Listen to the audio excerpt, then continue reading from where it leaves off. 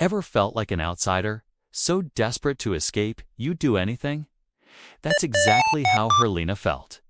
She was the new girl at an Islamic boarding school, or Pesantren, and from day one, she was a target. The other girls, led by the cruel Ronnie, saw her as weird and made her life a living nightmare. They'd prank her, mock her, and constantly accuse her of stealing. Herlina's only comfort was a worn-out photograph of her parents, her last link to a happier time. The bullying got so bad that even the school's headmistress, Dilla, seemed to turn a blind eye, punishing Herlina for things she didn't do. One night, pushed to her breaking point, Herlina decided she had to run. She planned her escape, clutching the photo of her parents, her only hope. But this wasn't a story of a daring escape. This was the beginning of a tragedy. As Herlina fled through the dark, rainy night, she stumbled and fell. The precious photo slipped from her grasp and was swept away by the rain. Desperate, she chased after it, her cries lost in the storm. She didn't see the truck barreling down the road until it was too late. The impact was brutal, and Herlina's life ended right there on that lonely road. News of her death sent a shockwave through the school. Ronnie and her friends felt a flicker of guilt, but it was quickly overshadowed by fear.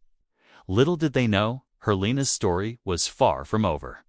Her grief-stricken parents, refusing to accept her death, sought out a powerful shaman. They made a desperate, dark pact to bring their daughter back, not as she was, but as something else entirely, a vessel for a vengeful spirit. Back at the Pesantren, a new student arrived. She was quiet, unsettlingly familiar, and she called herself Herlina. But this wasn't the timid girl everyone remembered. This Herlina had an eerie confidence, her eyes holding a dark, chilling secret. Ronnie and her friends immediately felt a sense of dread. The air in the school grew heavy, and strange, terrifying things began to happen. It started subtly, whispers in empty hallways, objects moving on their own. The pranks that Ronnie once played on Herlina were now being turned back on her, but with a terrifying twist. The ghost of Herlina, fueled by rage and a thirst for revenge, had returned to the place where she suffered most. Her mission was simple: make her tormentors pay. The terror escalated quickly. One by one, the bullies who made Herlina's life hell started experiencing horrifying events. One girl, while praying, was suddenly dragged away by an unseen force, her screams echoing through the prayer hall. Another found herself trapped in a bathroom, the water in the sink turning black as a ghostly figure emerged from the drain. Herlina's spirit was relentless, using their deepest fears against them. The pranks they once found funny were now deadly traps. The ghost would appear in mirrors, her face contorted in a silent scream, or whisper their names from the shadows just before striking. The school, once a place of learning and faith, became a hunting ground. The remaining girls were paralyzed by fear, realizing the ghost wouldn't stop until every last one of them had paid the price for their cruelty. Amidst all the chaos and fear, there was one girl who was different. Her name was Orlin. While the others bullied Herlina, Orlin had always shown her small acts of kindness. She'd offer a comforting word or a friendly smile, simple gestures that meant the world to the lonely girl. Now, as the vengeful spirit of Herlina terrorized the school, Orlin found herself in a strange position. The ghost seemed to recognize her, not as a target, but as a friend. While others were met with terrifying apparitions, Herlina's spirit would appear to Orlin in a more tragic human form. They shared quiet moments, the ghost silently communicating its pain and loneliness. It was a bizarre, emotional connection between a living girl and a vengeful spirit, a small glimmer of the humanity that was stolen from Herlina. Orlin was the only one who saw the tormented soul behind the monster. Dilla, the headmistress, and her husband, Kiai Mahmud, couldn't ignore the escalating terror any longer. They knew this was no ordinary haunting. This was something powerful, something dark. They began to investigate, piecing together the horrifying truth about Herlina's return. They realized that her parents' ritual didn't just bring back her spirit. It had tethered her to a powerful, malevolent entity known as Munkar. This spirit was feeding on Herlina's pain and anger, amplifying her desire for revenge into a force of pure evil. The school was now under the control of this demonic presence, and every student was in mortal danger. Ustaza Dilla and Kiai Mahmud knew they had to perform an exorcism, a dangerous ritual to sever the connection between Herlina's ghost and the Munkar spirit and cleanse the school of its influence. The night of the exorcism arrived, and the atmosphere was thick with dread.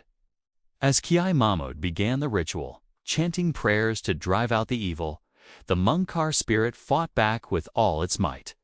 The school was plunged into chaos.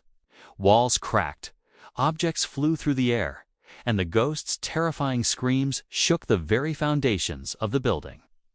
The spirit manifested in its most monstrous form, a terrifying fusion of Herlina's rage and the Munkar's dark power.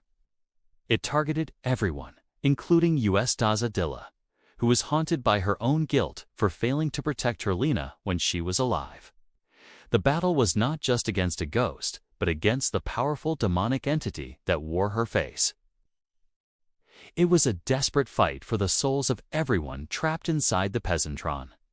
As the exorcism raged on, Orlin found herself at the center of the spiritual storm. She could feel Herlina's pain, her deep-seated loneliness that fueled the Munkar's power. While Kiai Mahmud fought the demon with prayers, Orlin tried to reach the human part of the ghost, the girl she had befriended. She called out to Herlina, reminding her of the small moments of kindness, begging her to let go of her anger. For a moment, it seemed to work. The ghost's monstrous form flickered, revealing the sad, tormented face of the girl she once was. But the Munkar's grip was too strong. It retaliated, turning its full fury on Ronnie, the lead bully. It cornered her, ready to deliver the final fatal blow, making her suffer the same fate as its other victims. Just as the spirit was about to claim Ronnie, a new presence entered the fight. It was the spirit of Herlina's father, who had died of a heart attack, consumed by guilt over the dark ritual he had performed. His ghost appeared, not as a figure of terror, but as a protector. He stood between the Munkar and Ronnie, shielding her from the attack. He turned to his daughter's spirit, his spectral form filled with regret and love. He apologized for what he had done, for turning her into a monster. His love was the one thing the Munkar couldn't overcome. He embraced his daughter's spirit, and together their forms began to fade, finding peace at last. As they disappeared, the Munkar spirit, its anchor, gone, was banished. The exorcism was complete. With the spirits gone, a fragile peace settled over the Pesantren. The sun rose on a school, scarred by tragedy, but finally free from the darkness. Ronnie and the other surviving students were forever changed, forced to live with the consequences of their cruelty. Orlin, though saddened by the loss of her spectral friend, knew that Herlina and her father were finally at peace. The story of Herlina became a chilling cautionary tale, a reminder that bullying leaves scars that can last beyond the grave, and that sometimes the true monsters are the ones we create through our own hatred. Thanks for watching.